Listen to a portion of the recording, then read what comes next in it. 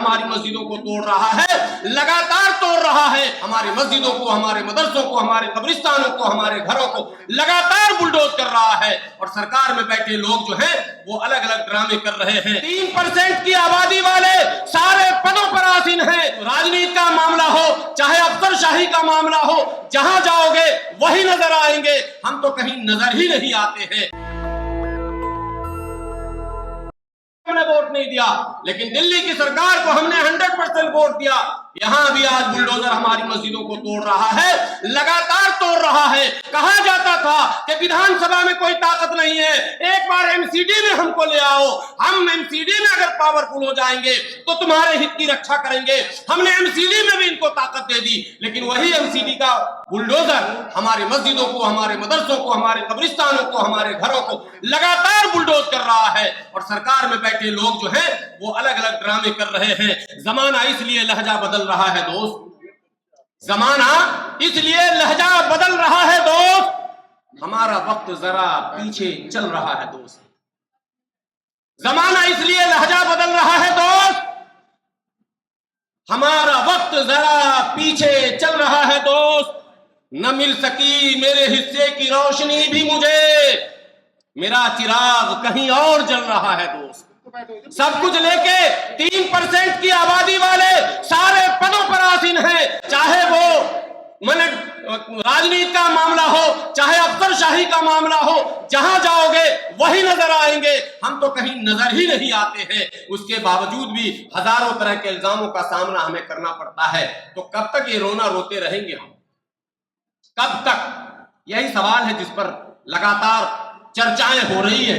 और ये चर्चा भारत रत्न, गरीबों, शोषितों, पीड़ितों, वंचितों के मसीहा, भारत के संविधान के रचेता बाबा साहब डॉक्टर भीमराव अंबेडकर की जयंती के अवसर पर जब संसद मार्ग से हम लोग लौटे थे तो आदरणीय इंजीनियर डीसी कपिल साहब के नेतृत्व में लक्ष्मी नगर में मोर्चा के कार्यालय में हम लोग तकरीबन 18 लोग बैठे थे। और हम लोगों ने यह तय किया कि बैठने से तो काम चलने वाला नहीं है, कुछ तो करना पड़ेगा, आगे बढ़ना पड़ेगा।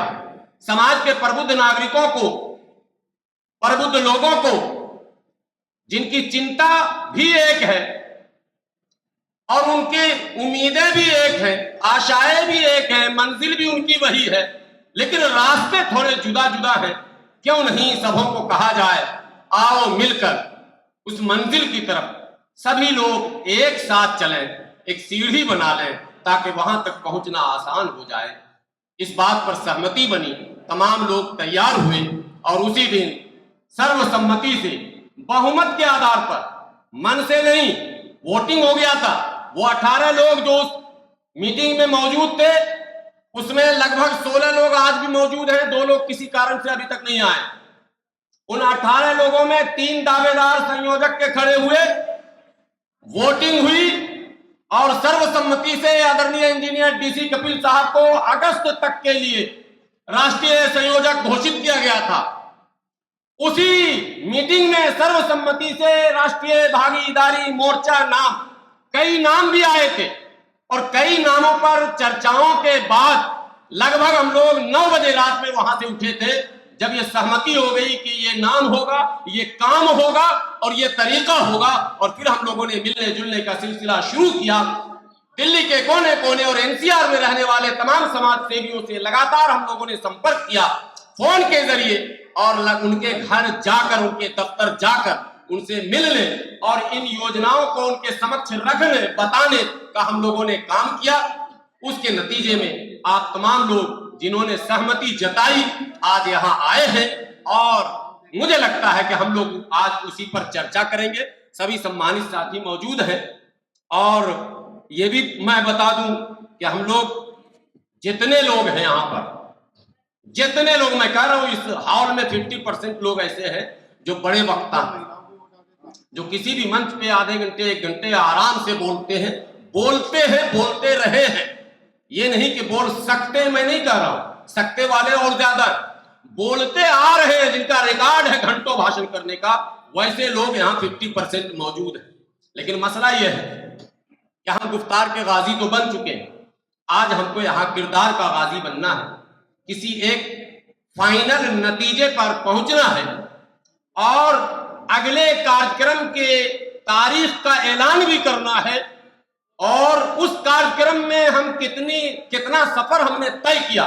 जैसे 14 अप्रैल से आज 30 जून तक राजा साहब 14 अप्रैल से आज 30 जून तक यह सफर तय किया कि तकरीबन 200 से ज्यादा संगठनों से सीधा हम लोगों ने संपर्क और संवाद किया, बातचीत हम लोगों ने की, प्रस्ताव हम लोगों ने रखा। सहमत और असहमत होना ये उनके विवेक पर था।